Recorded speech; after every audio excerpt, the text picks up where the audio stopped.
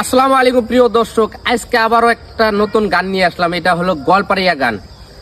আশিকের মুখে শুনমু গোয়ালপাড়িয়া গান। তে ফার্স্টে আমার সাথে আছে কে ভাই। তে ভাই কিছু কন, যে আমার সাথে যে এত কষ্ট করে আইছেন এটার বিষয়ে কন। আমি আপনার হাতে কোনো কষ্ট করে আসি নাই, তো আইসি যে আঙ্গরে যে ছোট ভাইয়ের বগলে আশিক সিঙ্গার।